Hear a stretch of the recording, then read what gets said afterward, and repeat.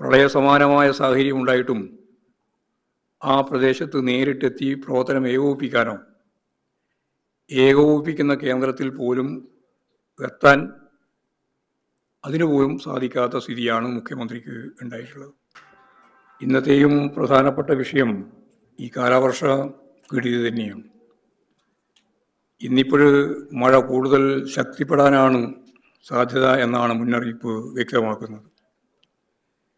8 ജില്ലകളിൽ റെഡ് അലർട്ടും 4 ജില്ലകളിൽ ഓറഞ്ച് അലർട്ടും 2 ജില്ലകളിൽ യെല്ലോ അലർട്ടുമാണ് ഇന്ന് പ്രഖ്യാപിച്ചിട്ടുള്ളത്.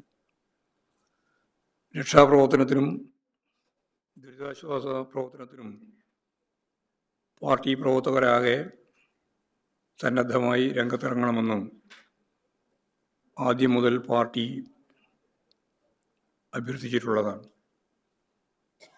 ദുരിതബാധിതർക്ക് ഭക്ഷണവും വെള്ളവും അവശ്യ വസ്തുക്കളും ഉറപ്പാക്കാൻ പ്രത്യേകം ശ്രദ്ധ പുലർത്തണം. ഇന്നലെ ഞാൻ കോഴിക്കോട് പ്രൊവിഡൻസ് കോളേജിലെ ക്യാമ്പിൽ 250 ആളുകൾ അവരെ പാർപ്പിച്ച ക്യാമ്പിൽ പോയപ്പോൾ അവിടെ നിന്ന് അവർ പറഞ്ഞ ഏറ്റവും പ്രധാനപ്പെട്ട ഒരു പ്രശ്നം, താമസിക്കുന്നതിനുള്ള ഒരു സൗകര്യവും കൃത്യമായിട്ട് ഒരുക്കിയിട്ടില്ല. ഒരു ഹാളിൽ, വളരെ വിശാലമായ ഒരു ഹാളിൽ ഈ പറയുന്ന 250 ആളുകളെ ഒപ്പം അവിടെ നിർത്തിയിരിക്കുകയാണ്. കിടക്കുന്നതിനാവശ്യമായ രീതിയിലുള്ള എന്തെങ്കിലും സാധനങ്ങളോ അതുപോലെ തന്നെ ദൈനംദിന ആവശ്യങ്ങൾക്ക് വേണ്ടിയുള്ള ബ്രഷോ അതുപോലുള്ള കാര്യങ്ങൾ പോലും ഞങ്ങളെല്ലാവരും വീട്ടിൽ നിന്നിറങ്ങി ഇവിടെ എത്തിയതിന് ശേഷം ലഭിക്കുന്നില്ല എന്നുള്ള പരാതിയാണ് അവർ പറഞ്ഞത്. അത് കഴിഞ്ഞ പ്രാവശ്യവും ക്യാമ്പിൽ തങ്ങിയ ആളുകളുണ്ട്. അവർ പറഞ്ഞത് കഴിഞ്ഞ പ്രാവശ്യം എല്ലാ സൗകര്യങ്ങളുണ്ടായിരുന്നു, ഇപ്പോൾ അതൊന്നും കിട്ടാനില്ല എന്നാണ്. ഇത് ഏതെങ്കിലും ഒരു ക്യാമ്പിൻ്റെ അനുഭവമല്ല. കേരളത്തിൽ അങ്ങോളം ഇങ്ങോളം ഈ ഒരു സൗകര്യമില്ലാതെ ക്യാമ്പുകളിൽ പാർപ്പിച്ചിരിക്കുകയാണ്. കേരളത്തിൻ്റെ ഭൂതകാല ചരിത്രത്തിൽ 15 ലക്ഷത്തോളം ആളുകളെ ക്യാമ്പിൽ പാർപ്പിച്ച അനുഭവ പാരമ്പര്യമുള്ളവരാണ് കേരളീയർ. ഇപ്പോഴേതാണ്ട് 13,000 മാത്രമേ വന്നിട്ടുള്ളൂ. അപ്പോഴുള്ളൊരു സ്ഥിതിയാണ് ഞാൻ ഈ പറഞ്ഞത്.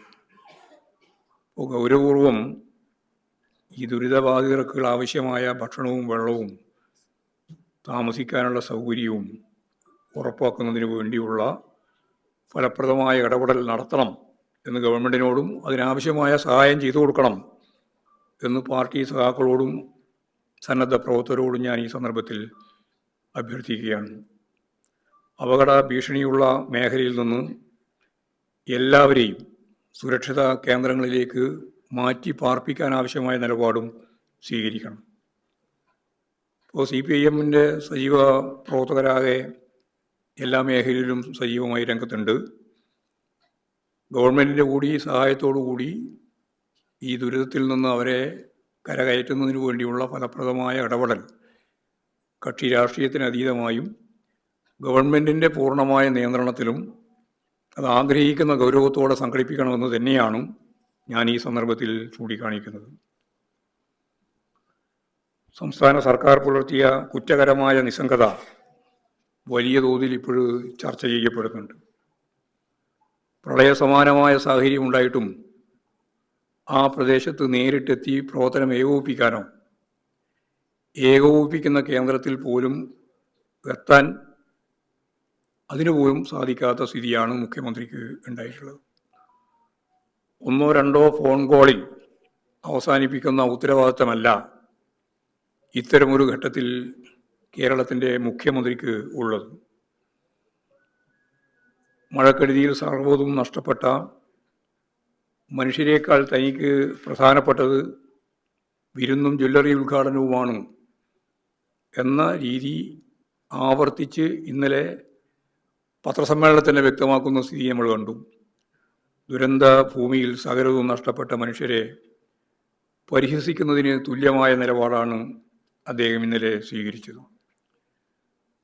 ആശുപത്രിയിൽ കിടക്കുന്ന ഭാര്യാപിതാവിനെ കാണാൻ മുഖ്യമന്ത്രി ഈ സമയത്ത് ഹെലികോപ്റ്ററിൽ പറക്കുകയായിരുന്നു എന്നാണ് മാതൃഭൂമി റിപ്പോർട്ട് ചെയ്തത്. ഞാൻ മാതൃഭൂമി റിപ്പോർട്ട് ചെയ്തത് എന്ന് പറഞ്ഞത് ബോധപൂർവമാണ്. ദേശാഭിമാനിയോ കൈരളിയോ അല്ല റിപ്പോർട്ട് ചെയ്തത് ആദ്യം.